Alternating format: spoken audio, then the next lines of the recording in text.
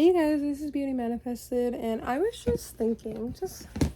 So you know how like traditionally women in the beauty shop would just sit and talk about men, and I've talked about this song on my channel before, and it's called Forever Amen, I think by like Travis something, and it's like, as long as old women sit and talk about old men, and that's an old song from like the 90s. So basically, like, always women have sat around and talked and strategized about relationships. Mothers have harassed their children about getting married. Like, this is the way of life. Like, women have always been concerned with their relationships are the primary driving factor for a woman, right? And I don't know, but I feel that only recently have we seen like men getting on podcasts and talk. Well, obviously the podcast, but only recently have we seen men sitting around talking about women. Like, that is weird. And that's why everyone is like, ew, that's gross, that's gay. Why are men doing that? That's feminine. Like, all this stuff. Like, ew, like, why are you sitting around talking about women? Like, where do they do that at? Like, that's weird. But if women are sitting around talking about men, it's like, yeah, literally, duh. Like, that's literally what women do. Duh. So I was thinking about that a little bit, and it's like, okay, who are the real traditional women? Who are the real traditional women? Okay, so the reason that women will sit around and talk about relationships, is talk about men, is because until very, very recently, that was like literally the thing to do. Like, I cannot count on all my fingers and toes. I can't even count, because so many times that people have told me throughout my life, oh, you are so beautiful, you're gonna marry a rich man. Literally, I hear that all the time. Oh, you're so beautiful, you're gonna have men knocking down your door, like stuff like that. And so, like, the reason that women sit around and strategize is because if you find a good man who wants to take care of you, like, if you get a good man to love you, like, that's can literally change your life. Like, that can take your life to a whole new level. Like, that's the biggest wormhole ever. Like, you can only work so hard. Like, literally, like, you could build a big business, you can do all kinds of things, but you can only work so hard. But there's no limit on the kind of man you can attract. There's no limit on the amount of boyfriends you can have, really. There's no limit on it. You can receive through other people a lot more than you can receive on your own. And I know that's a limiting belief. That's definitely a limiting belief. But I'm like, okay, if you're being like a super feminist and you're like, I don't need anybody but myself, boom, and you're only counting on what you can produce for yourself versus what 10 men can produce for you, I personally feel like you're not setting yourself up right. And so that's why women are sitting around doing this. And so a lot of women have been pushed away from this, like the focus on men.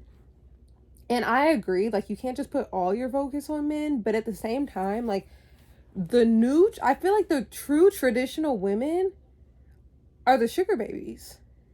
Literally, because traditionally women did have to strategize through men. They had to get men to fight wars for them. They had to get men to buy homes for them, to give them deeds, to give them jewelry. Like, women were not out here just like working a lot. And of course, I know, like, there's like the woman king, and there's women, like, women have always been powerful. Women have always done things, but usually the way that they got their power was through a man.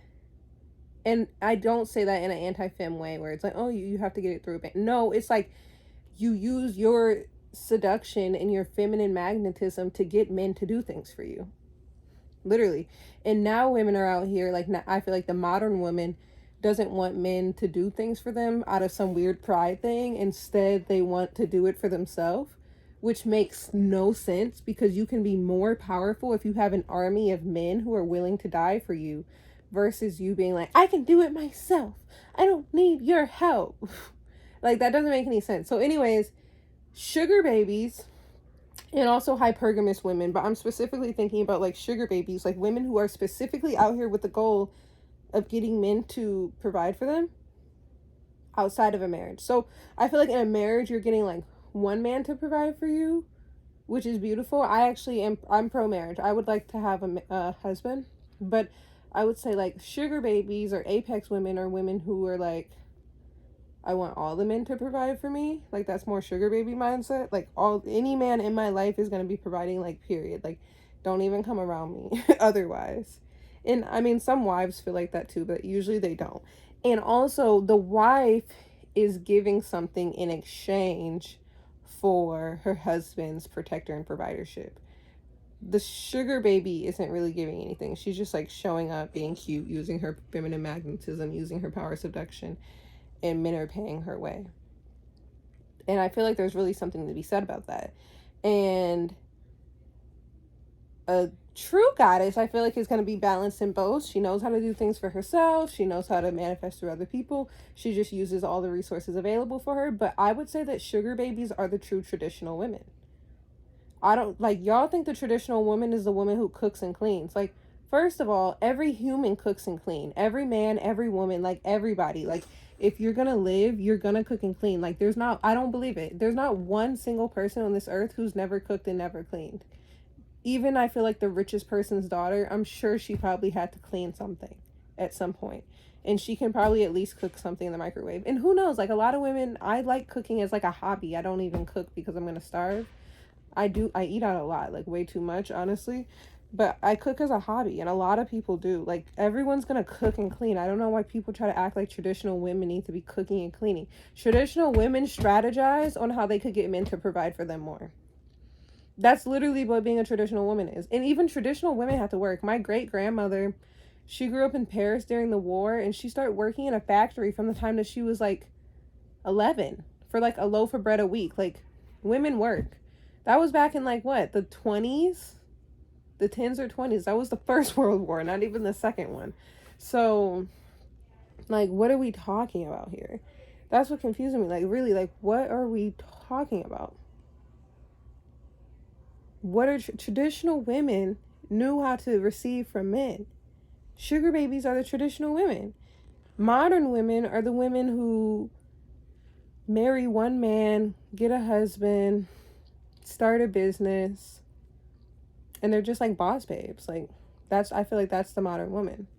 Sugar babies are traditional women. The men, I think the whole point of this video is men need to stay off of these podcasts. Like, what are go to work. And this is so crazy too, because of course I am on my little hypergamous journey or whatever, and I want to date men with good jobs. Not even good jobs, with good incomes. I don't really care what he does. I want to date men with good incomes, obviously, and with financial literacy, like men who are good with their money. That is an important trait for any man who looks at me to have. And there's something really sexy about a hardworking man.